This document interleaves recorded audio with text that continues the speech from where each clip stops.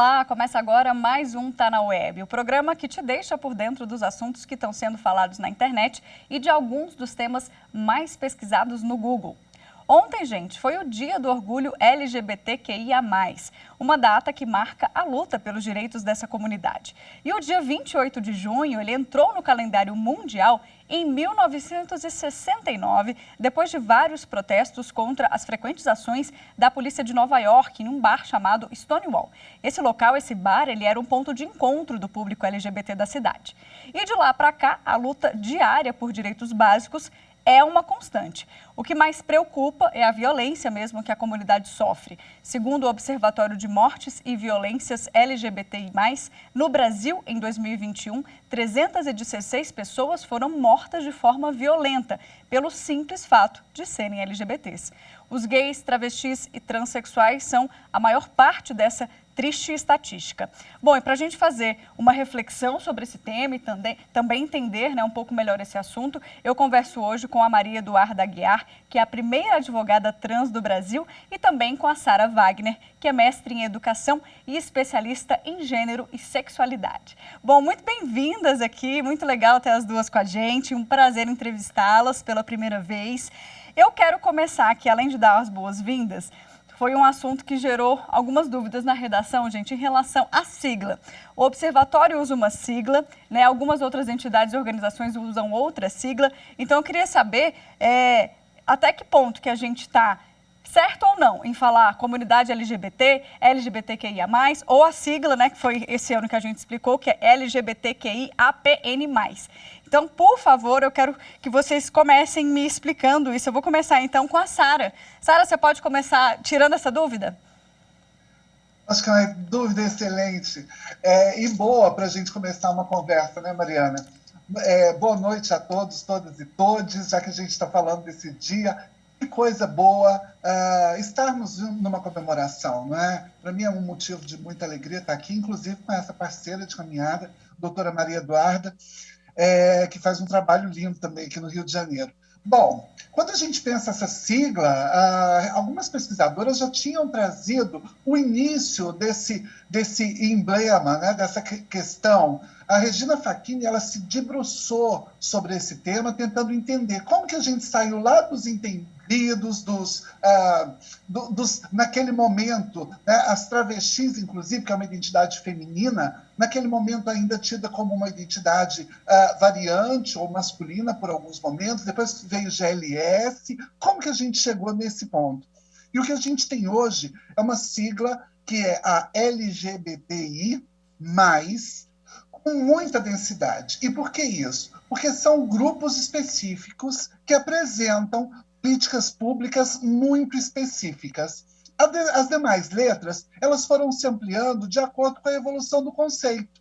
Então, por exemplo, eu sou uma travesti de meio século, ou de quase meio século. Na minha época de mais jovem, para ser travesti, tinha que fazer algumas retificações corpóreas, tinha que não ter barba, tinha que ter um cabelo longo, alguns símbolos, isso que é das tecnologias, que a gente chama de tecnologias de gênero. Hoje, uma travesti é identificada muitas vezes ainda com barba, ela precisa passar ou não por adequações, e isso talvez seja a grande ampliação dessas siglas. O que a gente sabe é que existem políticas públicas que são requeridas pelo Estado, para com o Estado, e aí entra a nossa demanda. É nessa demanda que a sigla, utilizada de um modo muito pontual em políticas públicas, tornou-se LGBTI. E lembrando que a sigla, era o G vinha na frente, depois o G foi para trás, e aí a letra que aparece inicialmente é o L, exatamente pela visibilidade do grupo de lésbicas, gays, bissexuais, travestis, transexuais e, sobretudo, de pessoas intersexo, que é essa última letrinha que chega muito mais recentemente, junto com mais, que a gente pode entender como mais letras, ou como esse símbolo que a gente tão bem sabe da positividade relacionada à década de 80, ao HIV e tantas outras coisas. Perdão por me alongar. Se você quiser saber mais detalhes, lá no Instagram da TV Justiça, a gente fez um post bem legal. A gente está na Semana do Orgulho, então, inclusive, a gente mudou, não sei se vocês já viram, a gente está fazendo essa homenagem, tanto o STF quanto a TV Justiça. A gente mudou todos os avatares, as fotos de perfil, as fotos de capa, em homenagem a vocês. E essa semana a gente está explicando, começamos, inclusive, com esse post explicando o que era cada letra, tá? @TV Justiça Oficial, dá uma conferida lá. Bom, Maria Eduarda, primeira advogada trans do Brasil, primeiro te parabenizar, porque esse feito é uma vitória, uma conquista muito legal, mas eu quero saber um pouquinho da sua história, né? Eu acho que não foi fácil conseguir esse título como ser primeira advogada trans no Brasil. Queria que você contasse um pouquinho pra gente como é que foi essa caminhada. Eu só queria corrigir, esclarecer. Claro. A primeira advogada trans do Brasil se chamou Janaína Dutra, tá? Eu fui a primeira advogada, na verdade, a ingressar no Instituto dos Advogados do Brasil, que é uma organização com mais de 186 anos de existência. Eu não deixa de ser importante, mas eu não fui a primeira advogada trans do Brasil. Já tiveram outras antes de mim, né? Mas não com esse título, né? A diferença seria essa, como membro do Instituto. Perfeito, obrigada pela correção. Eu fui a primeira. Porque o Instituto dos Advogados do Brasil é um órgão, vamos dizer assim, seleto, formado inicialmente por homens de alta classe, né? Fundado por Rui Barbosa, considerado assim a nata da comunidade jurídica nacional. Então, assim, quando eu recebi o convite para ingressar no IAB, é porque o IAB hoje ele passa por um processo de mudança para agregar, né, a diversidade sexual e de gênero dentro do Instituto e as políticas de direitos humanos dentro do Instituto. Então, é uma honra para mim, sim. E também, né, como foi uma honra ter conseguido ter, né, o meu nome social reconhecido na carteira da OAB em 2017. Nesse caso, eu fui a primeira advogada do Rio a ter esse nome social, porque foi uma conquista que a gente conseguiu em 2016, 2017 foi validado.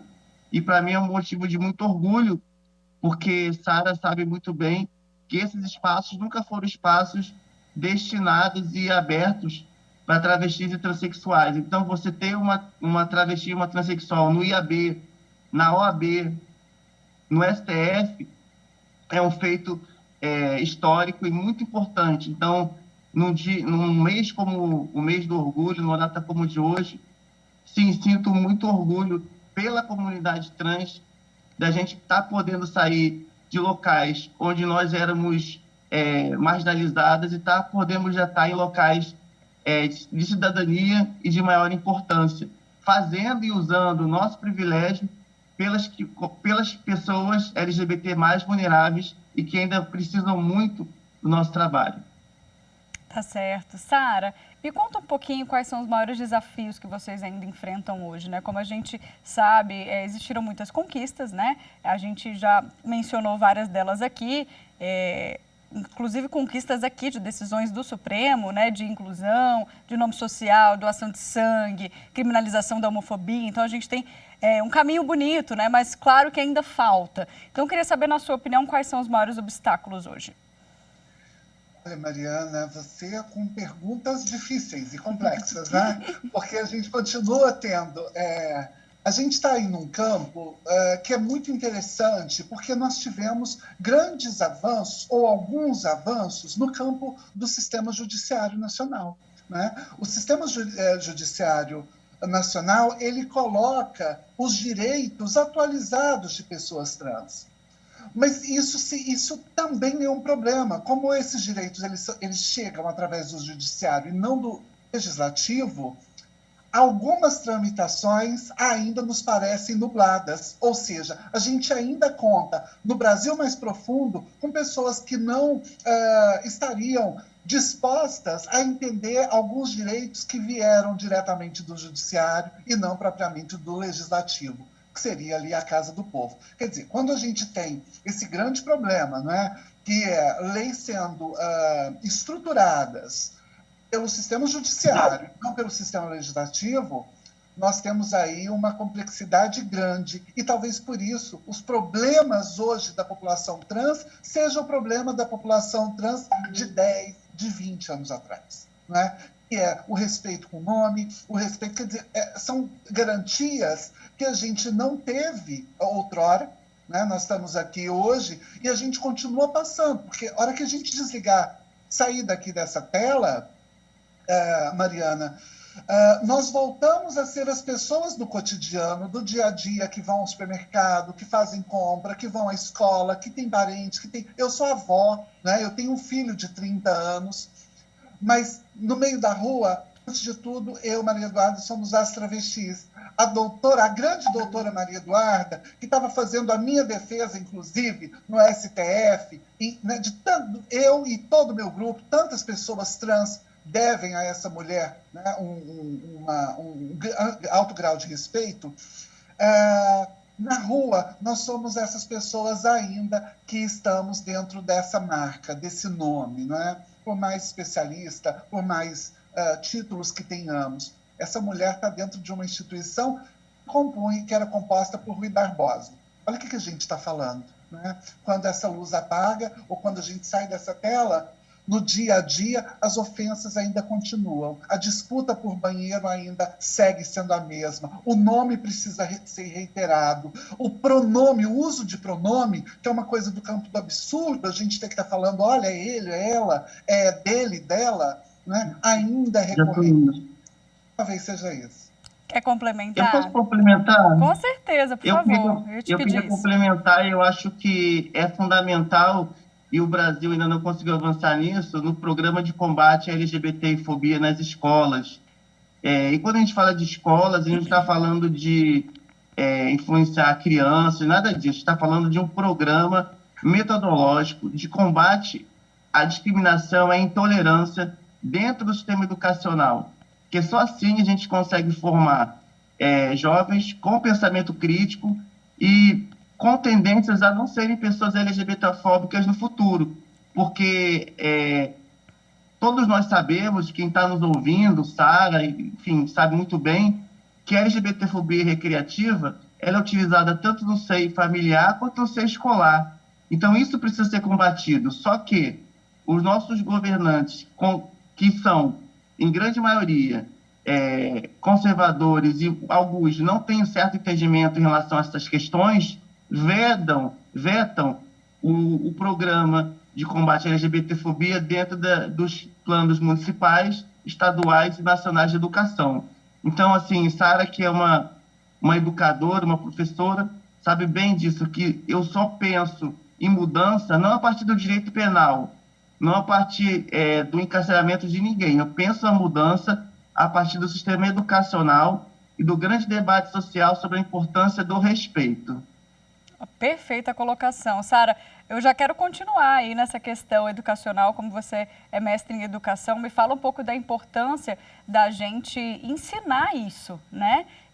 Como a Maria Eduarda falou, essa questão com certeza já existe, né? Projeto de lei, já existe algo nesse sentido, mas nada concreto e nada no dia a dia hoje dessas crianças que crescem sem esses conceitos formados, né? Bom, é uma outra questão, né? Interessantíssima. Nós tivemos até 2022 contabilizados cerca de 248 projetos de lei anti-gênero. Quer dizer, quando a gente pensa que existem planos e leis, projetos de leis sendo colocados, né, para não discutir de alguma forma aquilo que é justamente tocante a todos os corpos que estão no Brasil, né? Afinal de contas, o privilégio de homens sobre mulheres, o privilégio de quem vive na cidade sobre pessoas que estão mais afastadas dos grandes centros, todas essas discussões vão permeando a sociedade e vão desenhando o modo como nós estamos vivendo, inclusive.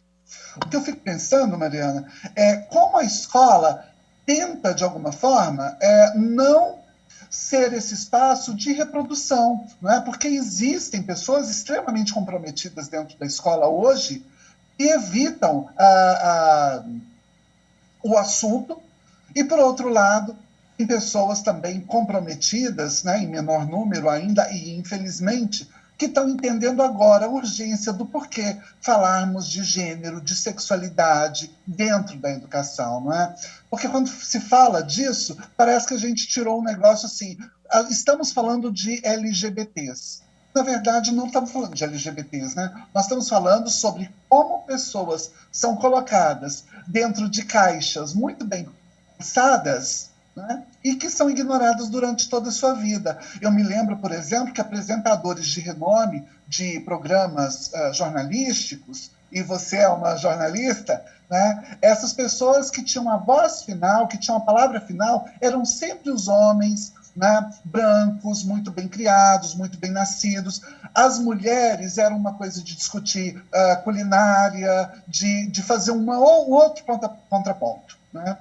E hoje a gente tem visto exatamente o contrário, né? Exatamente porque temos problematizado as dinâmicas de gênero e sexualidade, mulheres começaram a perceber-se melhor no mercado, mulheres pretas, sobretudo, as pessoas trans, travestis, homens transmasculinos, têm se percebido de uma outra forma. E essa geração, sem dúvida, ela não vai deixar passar aquilo que talvez a minha, né? Eu vejo isso muito com meu filho e com meu neto, talvez deixe passar aí de modo quase sem visto. Ai, gente, meu tempo acabou agora do primeiro bloco, mas eu queria fazer tantas perguntas ainda. Vamos ver se a gente consegue, de alguma forma, estender aí esse programa para um outro dia, porque eu acho extremamente importante, ainda tem muito a ser falado. Mas eu queria agradecer muito a presença de vocês. Maria Eduarda, muito obrigada pelo seu tempo, pelos esclarecimentos. Parabéns mais uma vez pela posição aí no Instituto. Obrigado. Sara, também quero agradecer você, extremamente clara a sua fala, muito educativa, né? Não à toa é mestre em educação. Adorei. Obrigada, viu? Ô Mariana, muito obrigado a você. Espero que o programa seja sempre essa coisa grandiosa de trazer os temas que estão emergindo nas redes. Sou professora de informática na educação e eu sei como é esse diálogo diretamente e diariamente com essas crianças e com esses jovens que nos acompanham. Muito obrigada. Muito obrigada, gente. Boa noite. Você aí de casa segue comigo, porque a gente ainda vai ver, né, as telas do Google, outras telas, para saber quais foram os outros assuntos que têm sido pesquisados durante a semana na internet. Então vamos para os destaques. O primeiro, a gente começa com o SISU, né, o destaque com mais de 200 mil pesquisas.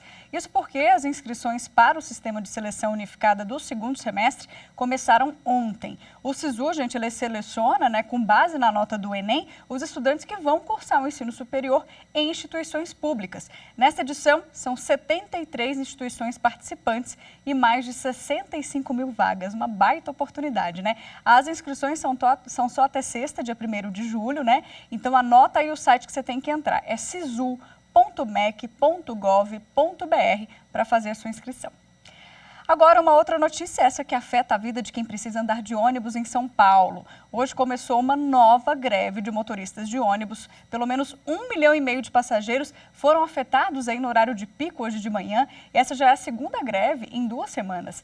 A prefeitura até liberou aí a obrigatoriedade do rodízio de carros, né? Hoje com as placas que tem finais 5 e 6, eles puderam rodar normalmente. Os motoristas de ônibus reivindicam que a hora do almoço seja remunerada, o pagamento das horas extras a 100% e também a participação nos lucros.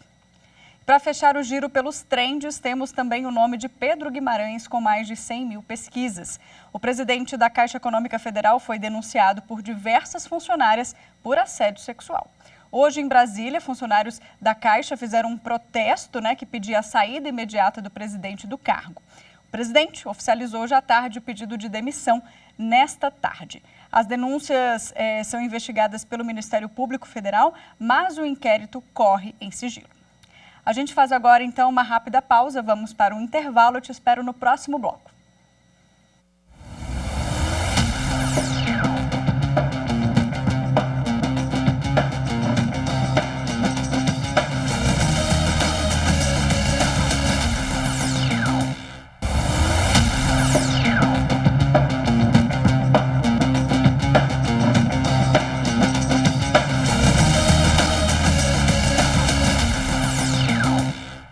Já estamos de volta. Vamos então agora para o segundo bloco, falando sobre fake news.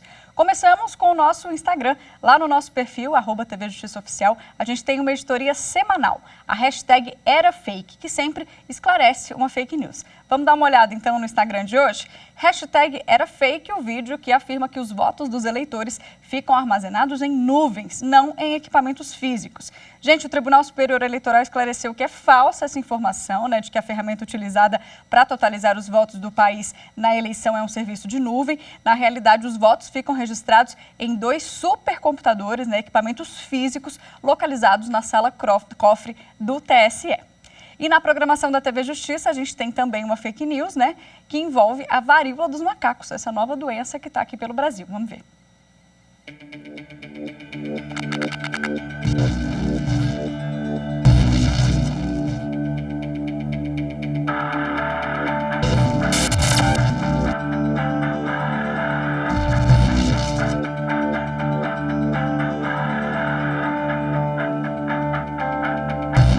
Está circulando na internet que a varíola do macaco é uma doença fabricada ou manipulada em laboratório. Fake news. Mentira. A varíola do macaco é uma doença infecciosa endêmica na África. Ela causa alguns milhares de casos há muitos anos em países da África Central e da África Ocidental. E que este ano escapuliu para a Europa, para a América, e está causando alguns casos aqui no Brasil também. Não vai se tornar uma pandemia, porque boa parte da população já está vacinada. Nós que temos mais do que 50 anos, fomos vacinados com a vacina contra a varíola humana, que protege em grande medida contra a varíola do macaco. E por isso que é importante o papel das vacinas e o papel dos reforços das vacinas quando necessárias. E sobre isso a gente conversa agora com o doutor em epidemiologia, Paulo Petri. Tudo bom, doutor? Bem-vindo aqui ao Tá Na Web. Muito boa noite, muito obrigado pelo convite. Bom, doutor, a gente viu aí uma breve explicação, sobre essa fake news, mas é claro que está todo mundo preocupado, a gente acabou de mal saiu, a pandemia nem acabou, porque os casos estão em ebulição de novo, mas a gente vem de uma pandemia aí, melhor falando, e agora já tem essa nova doença, varíola dos macacos, O que a gente pode falar sobre essa doença? É óbvio que essa fake news já está esclarecida, não foi criada em laboratório, mas de onde que vem? A gente tem essa informação? Temos.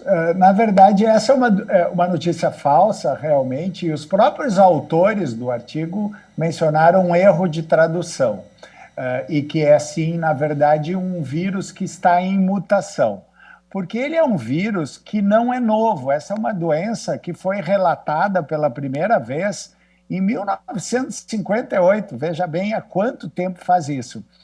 Em macacos na Dinamarca, numa colônia de macacos na Dinamarca.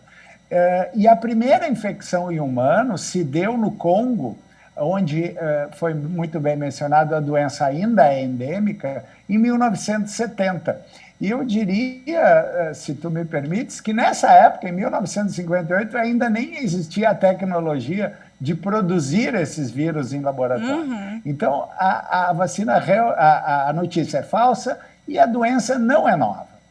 Tá, doutor, teve uma notícia que eu li aí durante essa semana que eu fiquei um pouco preocupada e achei ótimo o tema ser esse, porque eu já quero tirar minha dúvida aqui, é de vários colegas, que é em relação à transmissão comunitária, a gente teve já esse registro, se não me engano foi em São Paulo, me corrija se eu estiver errada, mas já existe então um registro de transmissão comunitária, ou seja, como você não consegue mais rastrear, de onde essa pessoa foi infectada, e isso é um motivo para a gente se preocupar. Eu queria que você falasse um pouquinho sobre isso.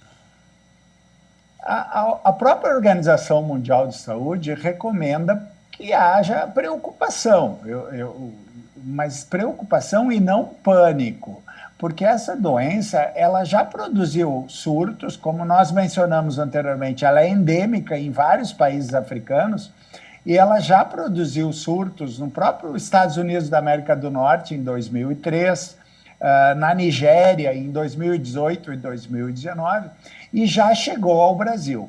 Hoje nós temos uma superpopulação do planeta Terra, muito maior do que existia há alguns anos atrás, e com a aviação, especialmente, as pessoas se locomovem muito rapidamente.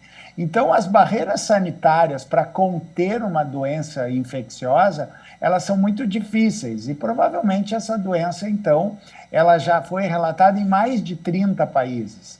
E no Brasil, você mencionou bem, São Paulo, o próprio Rio de Janeiro agora e aqui no Rio Grande do Sul já existem casos e a transmissão é comunitária, ou seja, já não se faz o link com alguém que viajou. É um contágio adquirido na própria comunidade. Isso preocupa, sem dúvida nenhuma, embora não deva haver pânico. Bom, para a gente fechar aqui, meu tempo está pequenininho, mas apertado, mas eu quero só falar rapidamente como que a gente se protege e como que é transmitida. A transmissão se dá por fluidos corporais. O toque em humanos, e é interessante lembrar, embora há pouco tempo, ela não vem do macaco, ela é transmitida por roedores. E depois, em humanos, pelo contato com fluidos corporais, gotículas de saliva. Então, o contato deve ser evitado, as pessoas que tratam o doente devem usar máscaras, luvas, mas não deve haver pânico, porque certamente este vírus é muito menos contagioso que, por exemplo, o SARS-CoV-2 da Covid-19. Tá certo, doutor. Muito obrigada pelos esclarecimentos, viu? Agora a gente já está mais informado, né, de como se cuidar e agradeço a sua participação aqui. Uma boa noite. Boa noite. Pode contar comigo sempre que necessário. Obrigada. Bom, é isso. A gente fica por aqui. Você aí de casa, não deixe de seguir a TF Justiça nas redes sociais. A gente está no Instagram, no Twitter, no YouTube, no Spotify. Eu agradeço a sua companhia e te espero também na próxima semana. Até lá.